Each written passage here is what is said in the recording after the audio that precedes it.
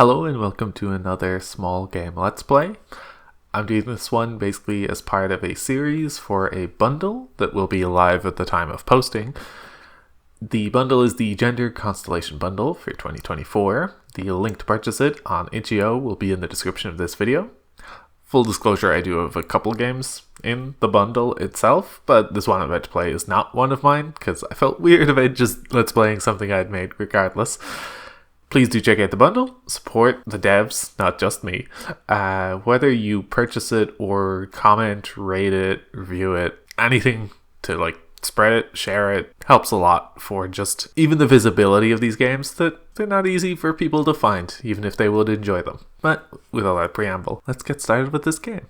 This is Head Over Heels, a visual novel that, unlike many of the other things in this playlist, this is not short. It is 30,000 words, fully voiced, has different endings and stuff. I do not expect to be finishing this today. I'm basically going to do like a short peek at it, basically. I'll see if it has chapters or anything that kind of makes a clear marker, or like days or something, but I'll basically get to what feels like a good endpoint. And this is by Chase Cubed. It doesn't have any credits. I'm guessing it was a team to some extent. I'm double checking the store page in case. Yeah. In fact, Tundra Flame is listed as the director, writer, programmer. Chase Cubed is the artist, editor, writer, and has it uploaded to itch.io. So that's why I guessed that person first. And Angela Geis as sound designer, DW as editor and writer, Explorer Rowan as collaborator, Izzy Katz, Micah also collaborators, and then Tatiana Talavera is emotional support programmer. Which I'm gonna guess what is person who helps when things are confusing or stuck. That's the team. So let's hop right in.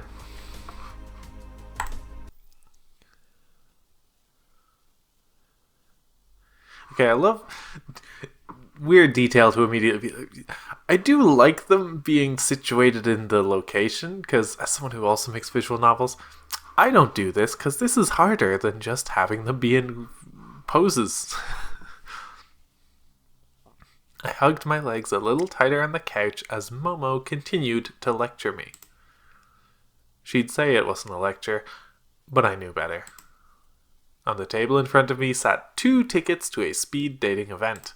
You haven't been with anyone since Sam. You've got to get out there. Try again. There's lots of people who'd love to meet you. Oh yeah, I don't think I said fully voiced, so I will not be speaking all of the time. Listen, you don't even need to go to find a relationship. Maybe you can just, I don't know, try to find some new friends? I mumbled something vaguely assenting and covered my face with my hands. She was right. I absolutely positively hated to admit it, but she was right. I hadn't been leaving the house other than to go to work and the grocery store for months. Fine, I'll go. But just this once, okay? After this, no more. Okay. If you don't have a good time, never again. I lifted my head in my arms to look directly at her and narrow my eyes, searching for her deceit. You promise? Cross my heart. The demonic woman giggled as she swished her heart tip-tailed across her chest.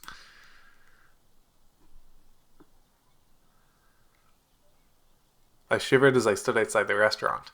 It was a nice place, higher end, the kind of place with tablecloths and candles. I do know what you mean, but you make it sound like affording a tablecloth and a candle is a high bar. I handed my coat to the host as I entered. I'm here for the singles event. Without a word, the host gestured for me to follow him. I obeyed, and he walked around the corner at a brisk pace, leading me to a table set up in a row. He pulled out my chair, opposite the aisle, and motioned for me to sit. Momo was in the chair next to mine. She waved me over, and I quickly went. Hi. Hey, Ha! fancy seeing you here. That's fun animation. I lowered myself into the chair and then took in my surroundings.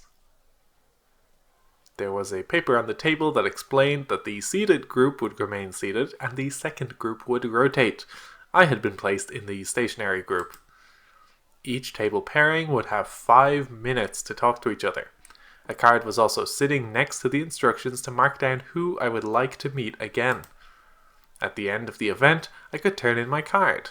After the system did its work, I would receive an email containing the contact info of anyone I marked down who also wanted to see me again. A few moments after I sit down, the bell rings. The event is starting. I must have been nearly the last to arrive. I'm almost surprised that Momo beat me here, but on reflection it makes sense. She's always impatient to pick up a new bell. A moment later, the first potential suitor arrived. CCU. Sliding into the side across from me was a tall, athletic hellhound girl. The hellhound's massive paws looked like they could lift the table between us, her chair, and me without so much as breaking a sweat. The flames over her eyes were low at first, but when she glanced across the table at me, they sparked a bit to life. Hey. Huh? Oh, that's a I'm fun. Cindy. What's yours?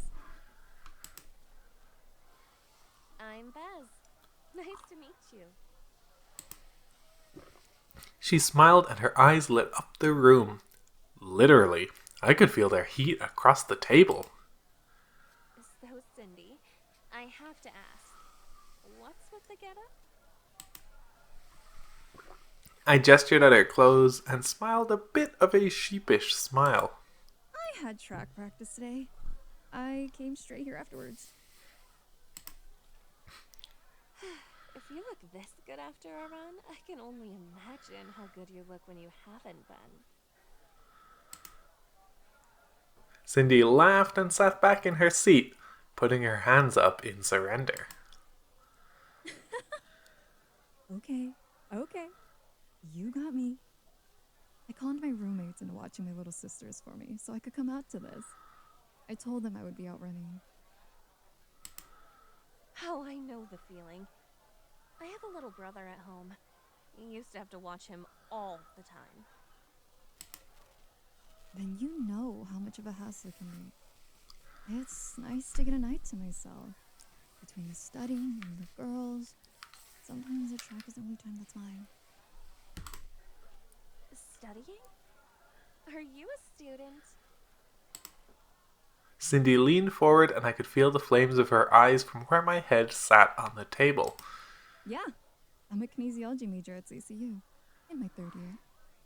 Kinesiology. Huh. No, I don't know if that's a real thing or some supernatural thing. Really?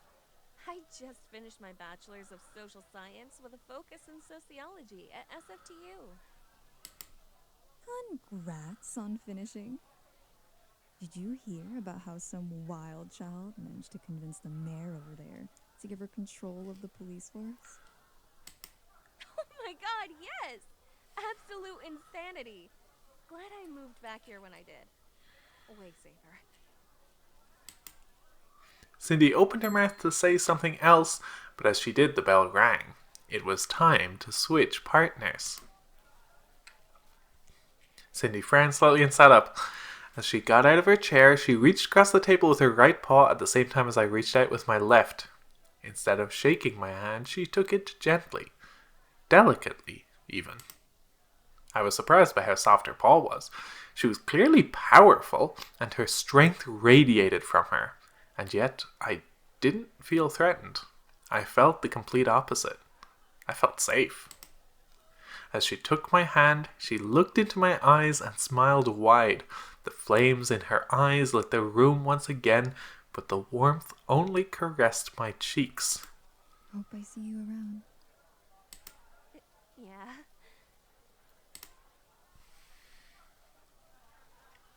With a wink, she was gone. It took all of my willpower to not watch her walk away. Wow, she had some real mommy energy, didn't she? I had forgotten Momo was there. Fucking hell, Momo. Can you keep it in your pants for 5 seconds? Fuck in hell? That is exactly what I plan to do when that beefcake makes her way back over to me.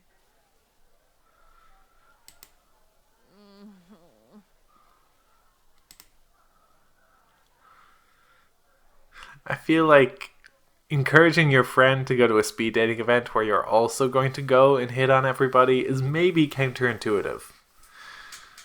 But who knows? Maybe maybe she's got an angle. As I groaned, the next girl walked up to the table. I see you're as enthused to be here as I am. I tilted my head upwards and was surrounded by the color of flames for the second time that evening. I gasped before I could stop myself and tilted my head back down in embarrassment. I was pushed into coming by someone, I gave Momo a side-eye glance. but I have been having fun so far. I like the blending of the iris into the pupil there. They sort of still an iris, but the shine really obscures it. The phoenix sat down perfunctorily with a shrug of her shoulders. Why is she here if she's so unhappy with it? What's to be gained? Was she forced into coming here by a friend like me? By a friend like me? Or... My name's Cabeza, but my friends call me Bez. What's your name? I go by Foss. I don't remember if it's short for anything. Huh? She doesn't remember? Well, do you remember what kind of stuff you like to do? Any hobbies? Or work? Fos put her hand to her chin, maintaining a completely neutral expression. Well, I enjoy my work and I'm quite good at it. I'm a chemist of sorts. A chemist? That's so cool. What have you been doing lately? I took some chemistry in high school, so... Fos cut me off. It is far above high school level chemistry. Oh, I am sorry I hurt your feelings. I am not very good at these things. these things? I am not good at people. It has been a long time since I've spoken to anyone. Forever, in fact. Literally forever. Did she just use literally wrong? She's so bad at this, I almost believe her. Wait, that's it. Nobody is this bad at social interaction. What if she's doing this on purpose? But why? Maybe I can drag it out of her. So, what brought you here, anyway? A friend of mine got me a ticket and told me I should go. An experiment of sorts. I probably shouldn't have come. The chime rang out again, and Fos rose from her seat. I am sorry for wasting your time. As she turned away out of the corner of my eye, I thought I saw a tear run down her face. Yeah, she's crying. You gotta watch the sprite changes. She's definitely tearing up. Wow, she was so stuck up. What's her deal? I don't think she was fully honest, but I think she's got something going on. I hope she finds whatever she's actually looking for. Whatever. She could have at least been a little nicer. I guess.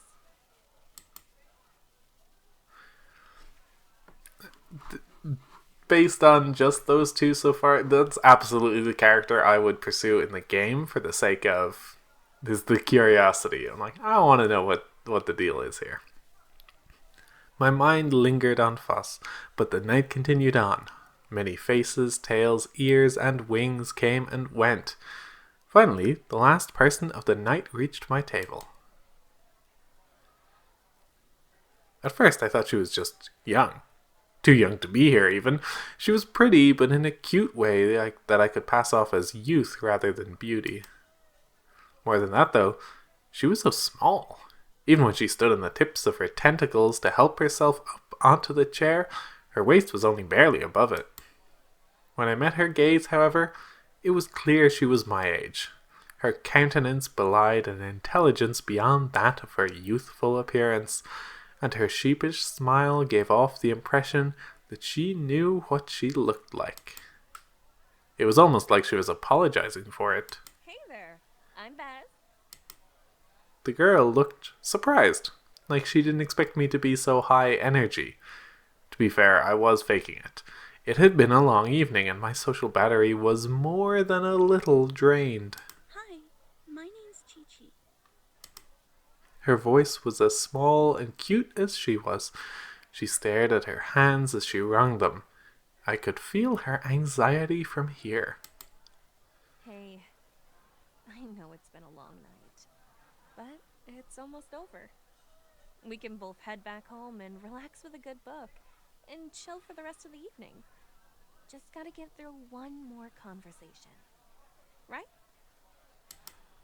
Chi-Chi stopped fiddling with her hands and looked down at me with awe. She gave a little gasp. You like to read? Yeah, it's one of my favorite things to do. I read during all my breaks at the coffee shop. And when we're dead. Which is often. Given the nature of the cast, I briefly did think When We're Dead was not about the coffee shop not being busy. Because also, Doolands are Irish, but I actually don't remember. I think they're just monsters. I don't think it's like a person turns into one post-death or anything. I think it's just like a strange creature. What do you like to read? My favorites are romance novels. Have you ever read any Jane Austen? Slow down. I have read some Jane Austen. She's not my favorite, though. What is? I'm a big fan of books that make you think. Not just about the story, but about what would happen if you were in the story. One of my favorites is Chapel of Petals. I read it every year, and I always find something I never noticed before. Oh, I think I know that one. Isn't it scary, though? She was starting to sound anxious again. For some reason, I felt the desire to protect her, so I decided to change the subject just a bit. Definitely in some parts. But the scary parts make the normal parts feel more... I don't know. Important? I know exactly what you mean. It's like how the juxtaposition between the flowery language in some romance scenes and the regular language in the others enhances both. Yeah, just like that. I found myself becoming more excited talking with her. I didn't want the conversation to be over. Even though our tastes in novels were as far apart as could be, it felt like we could learn and grow from each other. Before I knew it, the bell rang and my last interaction of the night was over. Chi-Chi's face fell. I hope we get to see each other again. I had a lot of fun talking with you.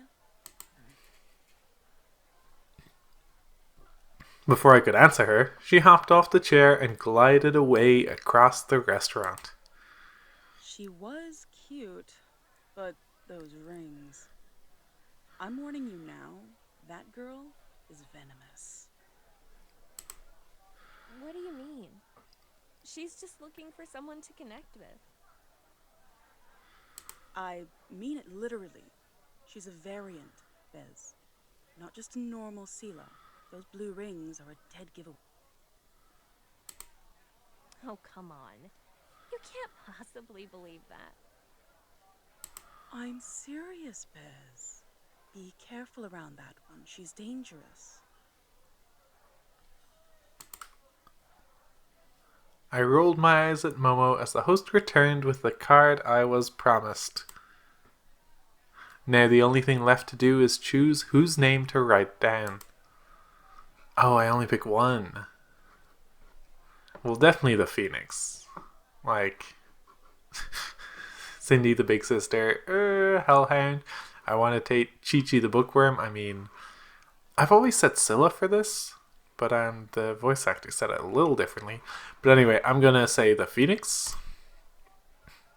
I got up from the table and made my way to the front of the restaurant, turned in my card, donned my jacket, and walked out the front door.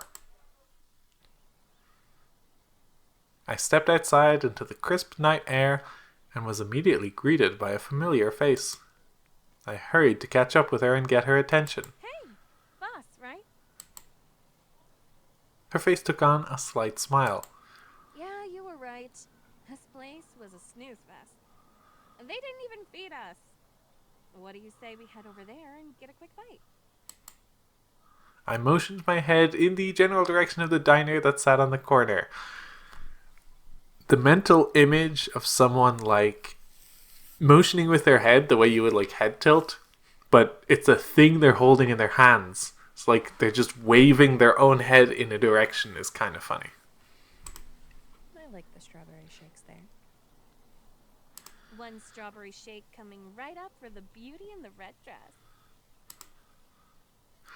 Fo's face went rigid again. Oh, come on. You have to know you're pretty. Let's just go have some fun. No pressure. I continued walking, but as I went, I slowly lifted my head to look over my shoulder, wiggling my eyebrows. I think I pulled off mischievous and inconspicuous nicely. Fo smiled wide. Her wings swiftly lifted to her face, but from behind the fiery pinions I could hear peals of beautiful laughter. Okay. You win. Lead the way. I did exactly as told and led the tall woman the rest of the way to one of my favorite diners. It was a small ma and pa shop that had been there for as long as I could remember. Which makes sense considering I'm only 23 and it's definitely been there since the 60s. We walked in and I waved to the guy behind the counter. He was a deaf man who had helped before at the coffee shop. I signed Fo's drink order and put in an order for a burger, fries, and a large chocolate shake for myself. Okay, most of it was finger spelling. I don't have unlimited hands. Impressive. I could never do that. Oh, I'm sure you could. Oh. Faust laughed as the situation dawned on me. Similarly to how I struggled to sign anything at all, Faust literally couldn't. While I rarely had access to both of my hands, Faust had none to speak of. Just gorgeous feathers on long, elegant wings. Sorry. Not at all, little one. My wings are simply a part of who I am, just as your head and neck are a part of you. Your wings are beautiful. And to be able to soar above the clouds, it sounds like a dream. I can soar above the clouds no more than you can. I'd be lucky to get above this building and stay there for longer than a few minutes at a time. Really? I never knew phoenixes couldn't fly. Oh, they can. I'm just very out of shape. My wings haven't been used to fly like that in so long. I can't remember the last time. You? Out of shape? It could have fooled me. I'm now just immediately imagining that the shape a phoenix would be in would be like some other way weirder, way different thing. Not humanoid remotely. Though, that's the second time you've mentioned not being able to remember something. Is that... Faust cut me off before I could finish my question. I don't want to talk about it. Yeah, it's probably not first date conversation. That's fine. We don't need to talk about anything that makes you uncomfortable. What about where you're from? Before she could answer, our food arrived. I was so wrapped up in the conversation and the view that I hadn't realized how hungry I was. I immediately dove into my fries, tossing them into my mouth as fast as I could, one at a time. Faust took a drink of her shake and smiled softly. She really was beautiful. As I kept looking at her face, her eyes darted from the table to my food and back. I smiled and picked up a french fry from the basket. Do you want some? Oh, no, I couldn't. I'll be fine with. She was interrupted by the sound of her stomach rumbling and her face flushed with embarrassment. Here. I handed the fry over to her and she leaned forward and opened her mouth. Realizing what she wanted me to do, and realizing I'd made another faux pas around the fact that she had no hands, turned my face crimson. I placed the tip of the fry to her lips and she gently bit down and took it from me. These are good. I didn't realize how hungry I was. Me neither. I took another fry and popped it into my mouth and then held another one out to Fuss. My embarrassment peaked and I had to look away as she bent to take it in her mouth.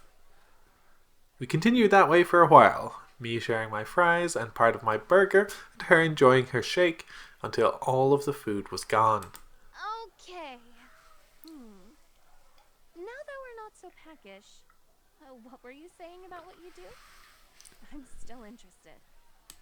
Well, if you're so interested, why don't I just show you? I live on the outskirts of town. It's not that far. I don't even have anything particularly dangerous going on at the moment, so it should be safe for you. That's my saying, oh, my workplace shouldn't be that dangerous right now, is like, it's not a red flag, but it's maybe like a, should you be going there? Go! Evidently, Bez doesn't agree. I threw enough cash on the table to pay for both of us, plus a generous tip for our waiter, and we headed for the door. When we got to the door, Faust, showing off her dexterity, lifted one leg and clutched the door handle, twisting her body and giving one powerful flap of her wings, lifting her off the ground and away. She opened the door. Ladies first. I went through the offered door and turned back to wait for Fuss. She spun on her grounded foot and slipped through the open door before it could shut. I held my head under my arm for a moment and made a small, polite clap. Very graceful. 10 out of 10. Stuck the landing. She gave me a sheepish look as she walked out the door. I just wanted you to know that I am not helpless. I can do it on my own. Never thought for a second that you couldn't. Well, okay then. We started walking, Faust in front this time, and we quickly made our way to her house on the outskirts of town. Eventually, the houses got sparser and the trees became more numerous until it felt like we were walking in the countryside rather than the suburbs of a large city. What is this place? I don't remember ever being in this part of town. It's really nice. This is the grounds of the Agricultural Sciences Department at CCU. All of these farms are owned by the college. They're studying plant growth within the pollution zones caused by the city and what they can do about it. Someone figured that if they couldn't convince the world to stop polluting, the least they could do is make it so that survival through the pollution was possible. Is that what you do? Faust nodded. And it is also why I live out here. It's easier to test my theories and chemicals if I am surrounded by the things I need to test them on. It's also safer for everyone involved. Oh yeah? Why's that? Some of my work is very dangerous. One wrong slip and boom. I've had glass beakers explode and launch shrapnel across the room. And my experiments are not the only things that go boom. Yeah. You seem like a real firecracker yourself. Faust just looked at me with incredulity and her jaw hung open just a bit. Did you just? She shook her head and smiled. You are incredible. I know. Faust held her wing over her face. Was that what a harpy facepalm looked like? Moments later, Faust's house became visible in the distance. It was a larger two-story house with big front windows looking in on a kitchen. A round window loomed higher up with a shadowed view of an attic. When Faust reached the door, she lifted her foot up to a small panel on the wall. I heard a click, and when she grabbed the doorknob with her talons, it turned. Ooh, fancy. Country girls make do. The moment where all of those pages loaded in was very funny. We entered a room that I'd swear was right out of a classic novel, except I don't remember any classic novels describing any rooms looking like a tornado had been through it. There were books and papers everywhere, stacked on the table, strewn across the floor, even more stacked in the corners. There was even a pile of books on one of the overstuffed armchairs. Faust looked around and kicked at a few papers, nonchalantly moving them out of the way. I didn't really expect to have guests. Oh, don't worry about it at all. I'll help you clean up a bit if you'd like. Oh no, I couldn't possibly impose. Let me show you my lab. Faust led me down a hallway full of doors and opened the one at the very end. Within were a number of glass objects, tubes, plants, and vials, full of all manner of chemical reagents, all categorized and organized perfectly. I can see which room you spend the most time in. This one, by far. Faust began telling me all about each of her things, though I can't remember now what any of them were. She animatedly told me all about the plants in the room and what she had done with each of them.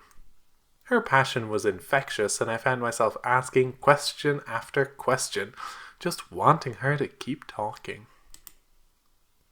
After a while, we had nothing left to really talk about in the lab, so we moved out to the living room, and Faust cleared the second armchair for me.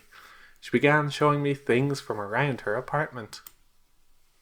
She seemed lonely, like it had been forever since she last talked to someone. Maybe it had. And this one is my baby, Raffy. She held a medium-sized pot in her hands that held a cactus. I don't experiment on her. She's just sorta like a pet. Fo's face had turned red, seemingly embarrassed at that admission. Oh, she's a cutie. Our conversation was suddenly interrupted by a long yawn from deep within me. I checked my watch. Oh, wow. It's already 4 a.m.? Last train to get me home left hours ago. Let's see if Momo can come and give me a ride. 4 a.m. is an impressively late run for... I don't know when the event started, but it didn't sound like it was a late event. Oh, Buzz, don't worry about that. I've got an extra bedroom. You can stay there. Oh, I don't want to impose. It would be no imposition at all. It's not like I'm using it. If you insist. I do. She offered a wing and I took it with my hand. She led me down the hallway again, this time to the door on the left. Behind it was a lovely bedroom that looked like it hadn't seen much use lately. A large mirror adorned the wall directly across the room from the bed that was large enough for two. Are you sure? This doesn't look like a guest room. I never said it was a guest room. But tonight it is a guest's room, so I guess the name fits. If you need anything, my room is right across the hall. She lifted her wing and gently caressed my cheek. Her feathers were warm, and I closed my eyes and pressed my head into them just a bit. Before I knew it, the warmth was gone, and I opened my eyes to a stricken look crossing the phoenix's features. I'm so sorry. No. Before I could reach out to her or say another word, she was gone. I looked out the hallway and barely caught the trail of a fiery feather as she disappeared behind the door that I assumed was to her bedroom. I didn't really have any of my things, and it seemed unlikely that Foss would have an extra toothbrush or a pair of pajamas my size, so I just pulled the covers back, lay down, and closed my eyes.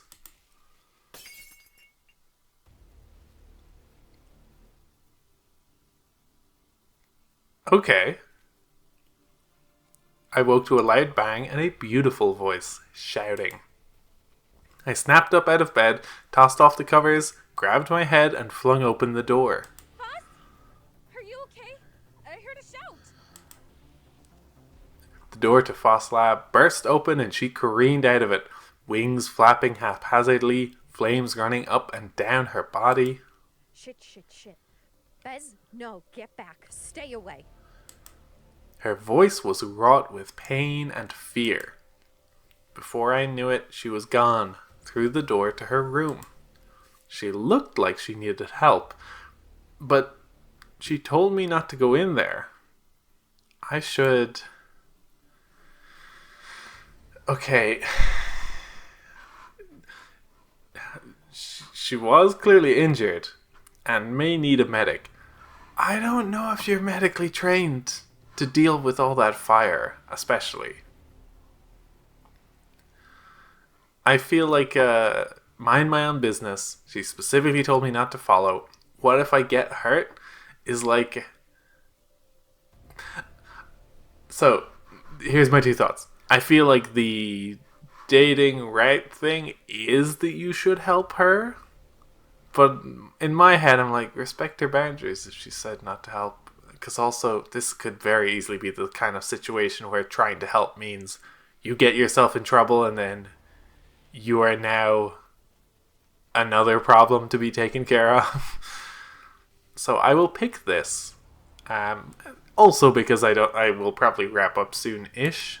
So it's okay if this leads kind of, not to a dead end, but if sort of leads into a bit of a cul-de-sac or is cutting off maybe an avenue of where the story would go. See, I like how this is being played out. That's right, Foss told me not to interfere, but I should at least call the paramedics, right? Yeah, good instinct. I called the emergency number and told them my friend had been injured in her home. They asked me her address, and when I told them, they just laughed and hung up on me. Interesting. So I waited and waited and waited. I waited for what felt like an eternity until the door opened. A feathered wing reached out of the door and I heard a raspy voice come from the room within. Bez, are you still here? Yeah. Can you go into the room you stayed in and grab me a set of clothes from the second, and only the second drawer of the dresser? Please. Yeah, I got you. Very curious if the specificity about the second drawer is about privacy of not having the other drawer's contents revealed, or if there's special clothing in that one drawer. I went to the dresser and pulled out a set of clothes that looked simple enough for her to put on by herself. I brought them to her door and placed them on the floor where the door stood ajar. Her taloned foot slowly slipped out from the space between, gripped the clothes gently, and dragged them back into the darkness. Thank you. You should get home. I will contact you again soon. Love to end a date with, I will contact you again soon. All right. Sounds like a plan.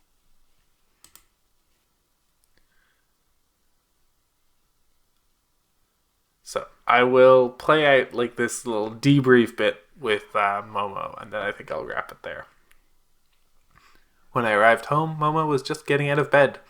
She caught sight of me coming in the door and waggled her eyebrows at me. Ooh, look who just made it back home. Who'd you stay the night with, Loverbird? Funny you should ask that way. It was fast, but nothing happened.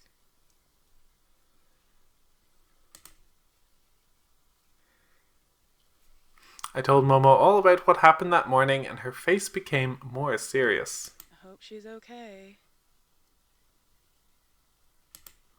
Yeah, me too. Okay, so we cut to a week going by, feels like effectively a chapter marker, so I am going to pause it there.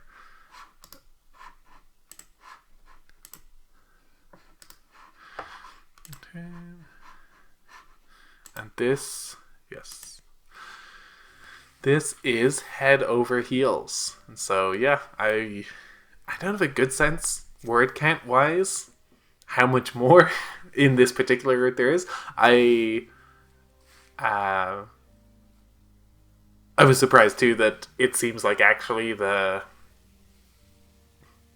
you're pretty quickly getting onto a particular route, which would make it easier if I wanted to go back and check out the others. Including, I assume I could pick nobody and end up getting in deeper with their roommate. I think? I don't remember if that was an option.